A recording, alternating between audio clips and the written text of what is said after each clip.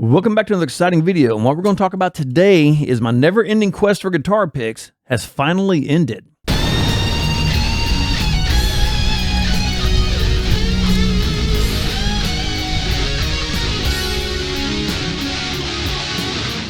All right, I'm going to try to move through this fast. This is the second time I'm shooting this video, and I did not realize there was that much information to cover on guitar picks. But the first one went on for 17 minutes, even before I talked about the last final thing I wanted to talk about, which has to do with guitar picks, but not the search. So I'm going to try to speed this up quite a bit. So as you know, if you've watched any of my videos, on several of my videos, I did a little segment at the end where I was talking about particular guitar picks. Because what I was trying to do was trying to get away from this. Now, this is an amazing guitar pick. This is a Blue Chip. This is a Blue Chip 35, and it's $40, $35, $40, $45. I can't remember. I have played with this particular pick for almost 5 years, and it has held up brilliantly. That's the beauty of this guitar pick.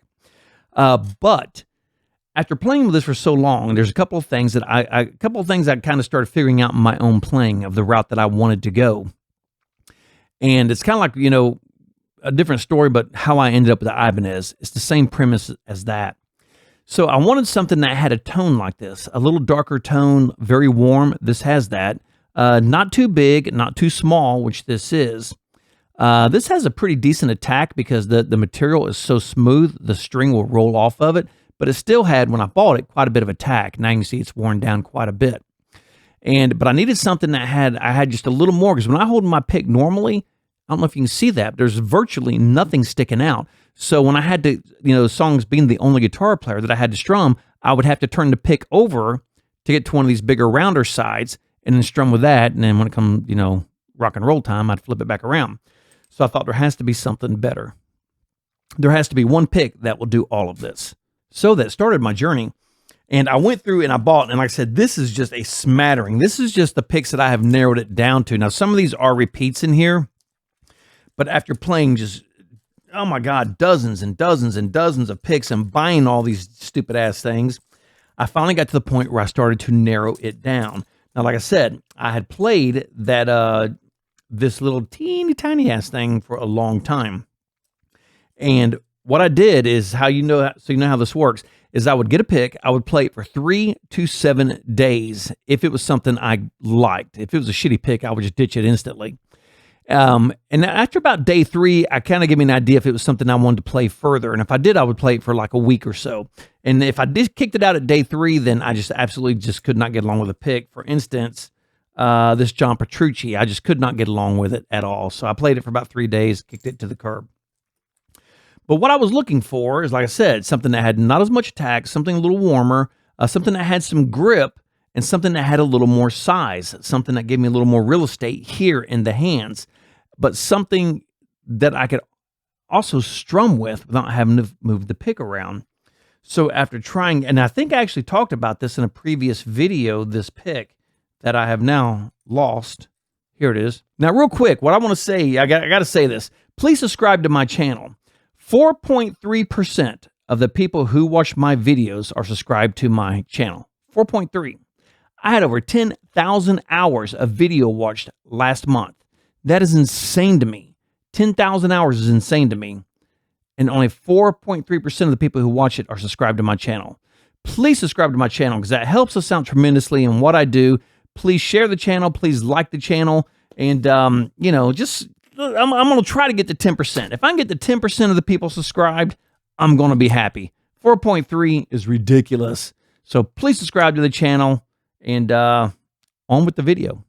This is called the Bullseye, I think. The Bullseye from V-Picks. And I got several V-Picks down here. And what it is it's dark, it's smoked, it's transparent, but it is an acrylic pick. And I got to admit, I really like it. If holding it up to my jazz pick, my Blue Chip, you can see that it is quite a bit bigger, actually. A little wider, and it doesn't have nowhere near the attack that the jazz pick has.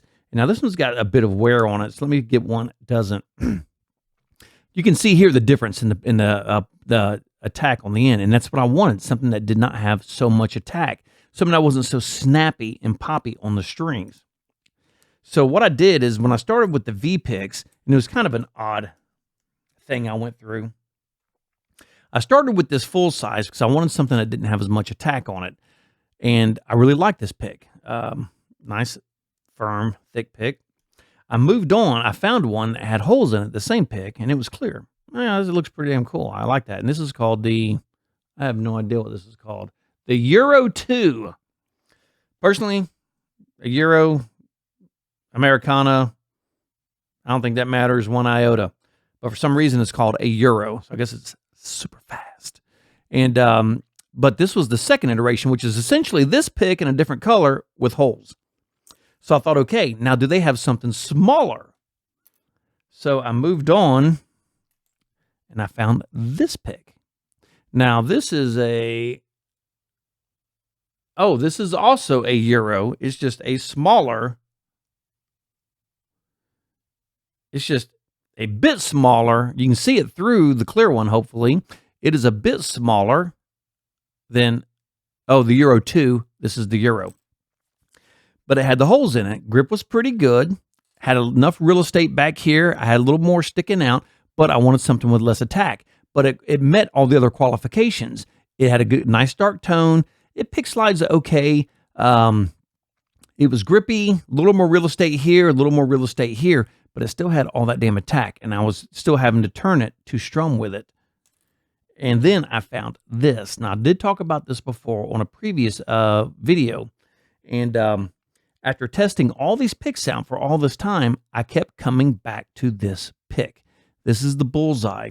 Now, this is about the same size of the Euro. The shape is a little different. It's a little bigger than a Jazz pick, as you can see, but not quite as big as a full size, as you can see. It's right in the middle, and that I love.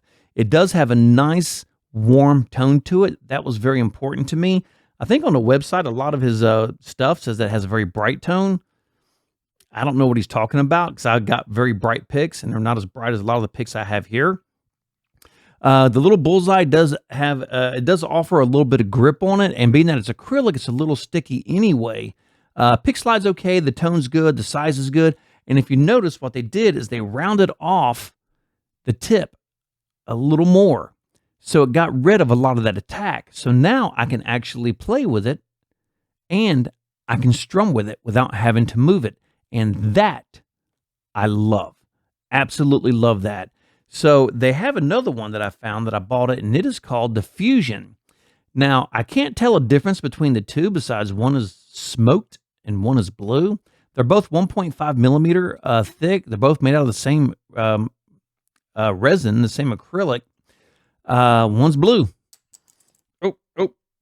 One's blue. And if I put them up side by side, they're literally the same size, the same attack, the same everything. So I don't know what the difference is. I cannot find one. I think it just happens to be that one's blue and one's smoked. One has a bullseye and one has F holes on it. It's called a Fusion. So, but when I was playing, I kept coming back to this pick. And this pick seemed to encompass everything that I was looking for in a guitar pick. Lots of real estate. Now when I hold it, I got a little more room sticking out here that will afford me to do, you know, when you're riffing, and then you got to reach down and get a strum off of it. It was very hard with this because I had such little material sticking out. This made it a lot easier. I can strum with it. It's got a nice warm tone. It's pretty grippy for what it is. It's actually pretty grippy. Will I drill holes in it? Absolutely. I drill holes in everything. It's pretty grippy. That's pretty nice. And I got a little more real estate sticking out, a little more under the thumb. And out of all the picks I played, this is the one I kept coming back to. So I think this is finally going to put this to rest. So like I said, these are the same exact picks, so I'll probably order some more of these. I've played these quite a bit, and they're holding up wonderfully. Now, I do believe this pick is $5 and this pick is $6. Well, why is one 5 and one is 6? Well, because this one's blue. Because I can't find any other difference besides the fact that it's blue. So I think this one's 5 and this one's 6. Don't hold me to that, but I'm pretty sure that is correct. They're the same exact picks. So if you want something that's a little bigger than a Jazz, doesn't have as much attack, but still has a nice warm tone, easy to play with, you might want to check out this Bullseye. This is actually a very cool pick. And I think this is where I'm going to hang out for a while, is on this Bullseye. But before I wrap this video up, there's one more thing I wanted to talk about, kind of separate from what I'm talking about here now. So let me get something to drink here.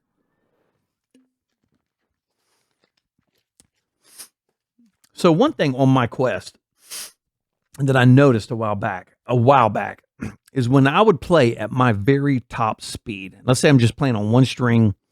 I'm not crossing over other strings, just one string, and I'm just, that maybe 1 out of 10 strokes I would miss. And I'm talking about playing at the very top of my speed.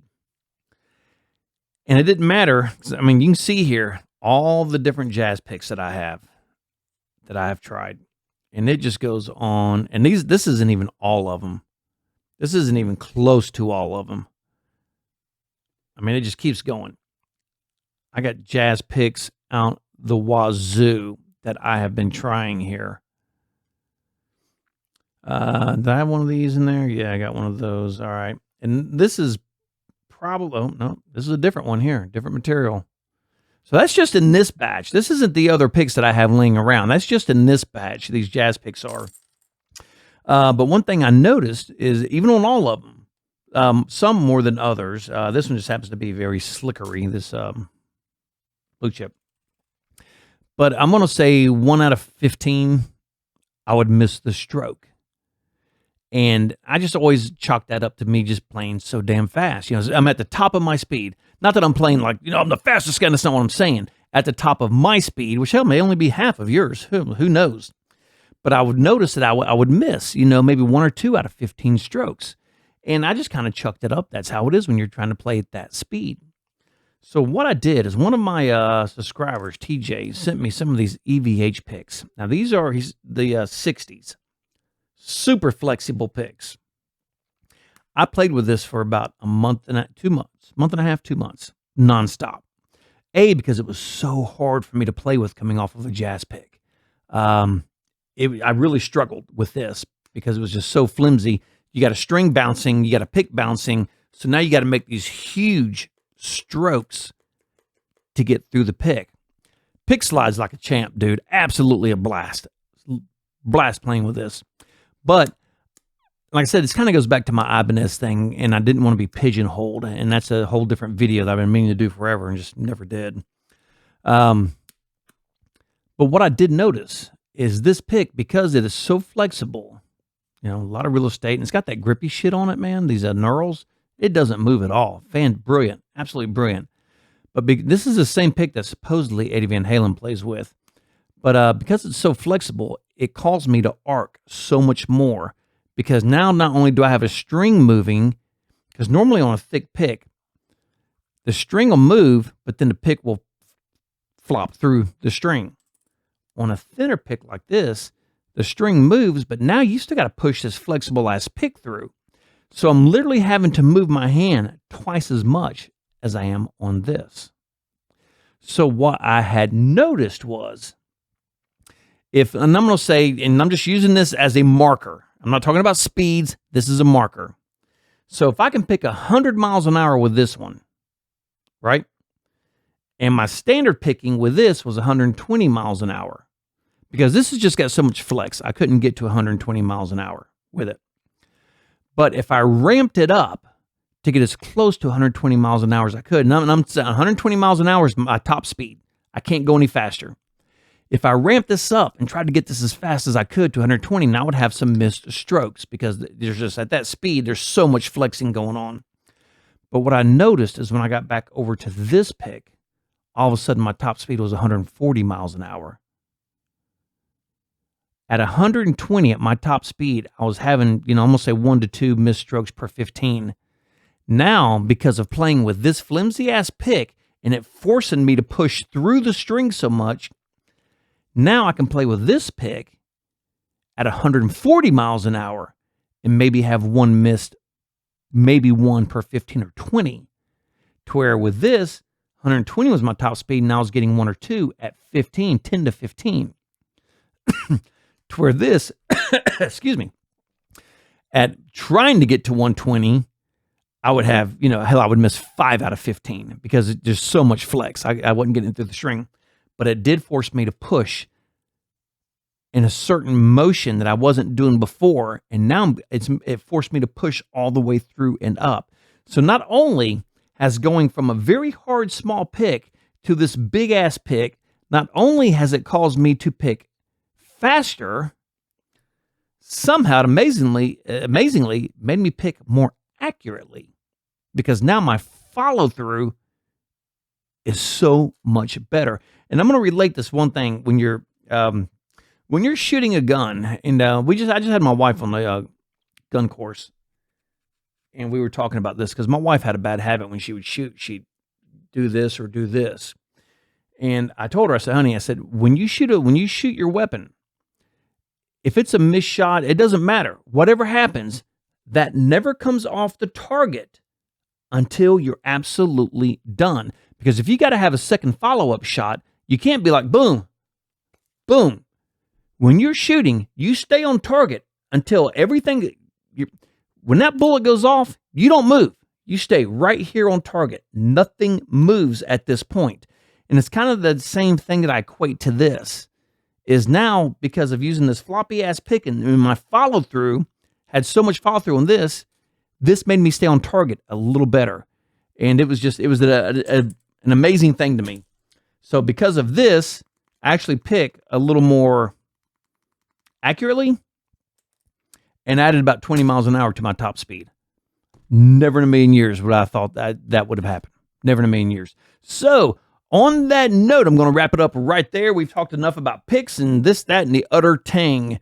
So on that note, if you have any questions or comments about anything, please put it down into my comment section. Most of my subscribers do have my email. So hell, drop my ass an email. Shit, some of them even have my phone number. But on that note, I'm going to wrap it up right there. Like the great Sam Hager says, if you miss a beat, you lose the rhythm and nothing falls into place. And no matter what you do, for the love of God, rock on.